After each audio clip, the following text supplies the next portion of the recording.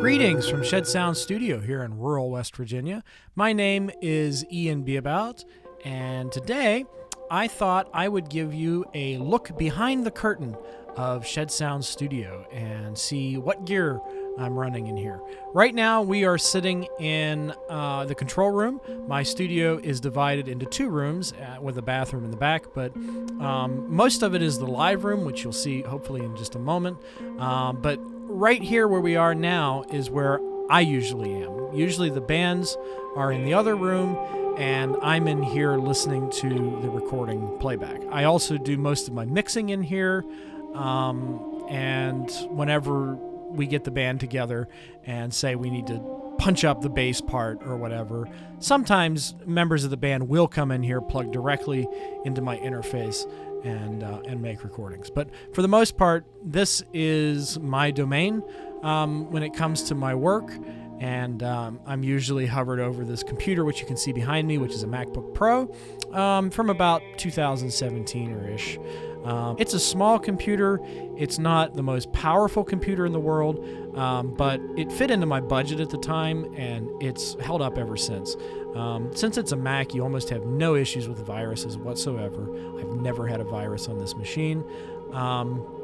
As long as you keep it clean, it runs, and it's able to do just about everything I want it to do, including mixing and mastering and tracking and all that. I pretty much know my way around a machine like this. So the first thing you'd need in a situation like this is what's called an interface. And an interface is exactly what it sounds like. It's an interface between your microphone and your computer. And in this case, I have the Focusrite Scarlett 18i20. It's 8 inputs with 10 outputs on the back, and it gets the job done for me. I have worked in a studio with 16 inputs, and sure, that gives you a lot more options, but in a space that's this size, I'm able to work around that very easily. So normally what I'll do is I'll mic the drums up with between 5 and 7 microphones, do direct in on bass and drums, track live, and then use the drum part, mute the guitars, and replace the guitars in post. So, I may use more than one microphone on a guitar amp and do it just in the room by itself to get a really clean recording, but keep those live drums. It's a little extra work, but in a space like this, I think it works really well, and I've not had any issues in the time that I've been recording. So as for my DAW, which you can clearly see behind you, I'm tracking the audio to this episode right now as we speak on Pro Tools 11. And I'm a Pro Tools guy. It's what I was taught in school. I don't know that much about Cubase or Logic, except that I know that they're quality programs. I also have Audacity, and Audacity is a free program, but the wonderful thing about Audacity is that it can really do things that are above and beyond what Pro Tools can do. Just like Pro Tools can do things that are above and beyond what Audacity can do. It's not a case of one costs money, so it's better. It's just a case of using the tool for what you want, for the result that you want. I'm very particular about that myself. It's very important to me. So for the monitors, I'm running a couple of powered speakers. They are JBL 305P Mark IIs. And when I got them, they were something like $150 a piece, and they were on sale. But I just looked these up, and they're going for the exact same price right now in Sweetwater, I think. I can't remember where exactly it was I was looking, but these are incredibly affordable, incredibly powerful speakers, and they sound great. And especially in a small room like this, I've never had issues with these being too quiet. And ever since I got them, my mixes have improved tremendously. Just by me listening to other people's music on here and hearing how different production styles sounded, it enabled me to develop my style more. And so that's why I recommend a pair of speakers like this. I think they're just absolutely fantastic for the price and the size. So before I move on to the other room and kind of show you how the technology works on that side, I thought I would remind you that if you're enjoying this rundown, please do subscribe to my channel. Please do like it. If you have any comments, feel free to add them as you're watching this. I am interested in what you have to say. Yeah, with that in mind, let's move to the other room. All right, so now we are in the live room. This is the largest room in the studio, and it's usually where the musicians are. You know, there are some exceptions to that where, like, I might track somebody in there for whatever reason. But usually this is where the musicians are hanging out, and there's like a nice couch and stuff. But the reason why I'm here is because I wanted to show you this device back here.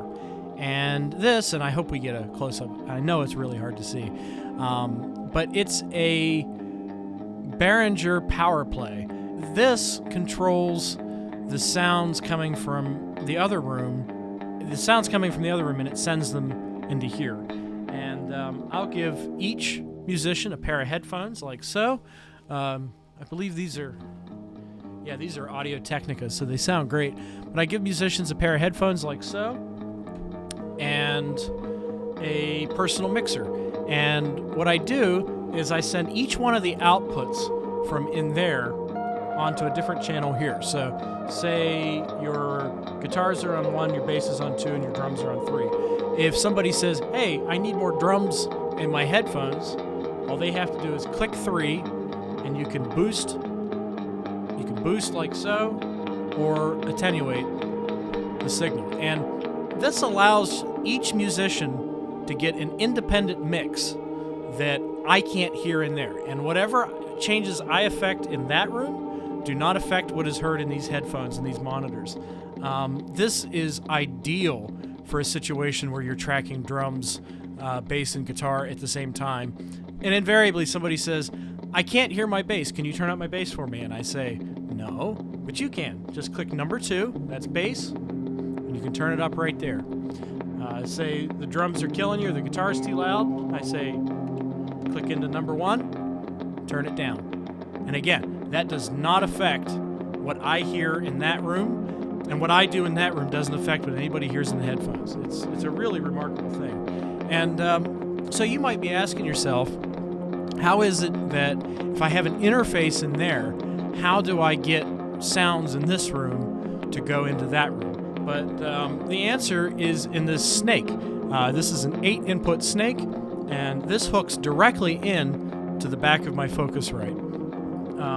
And I'm able to run 8 inputs from this room and send them into that room. Often what I do is I actually use 7 inputs, and then I'll use the 8th as a talkback, and I'll set up a microphone in the control room so that I can talk to people in here. But it's very effective and it's very useful. I've used this snake in live situations too, and it works brilliantly.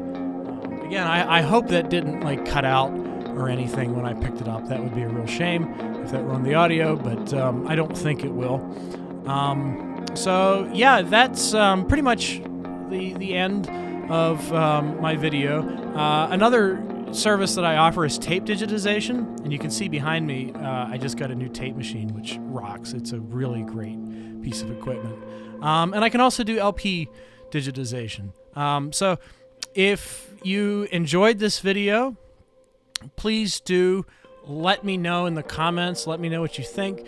If you have a studio at home and your setup is similar to mine, or even if it's different, please do let me know. I want to know all about your setups at home. And also, don't be afraid to subscribe to the channel if you're new here and you want to follow. I usually post movie reviews, but I want to get into CD reviews.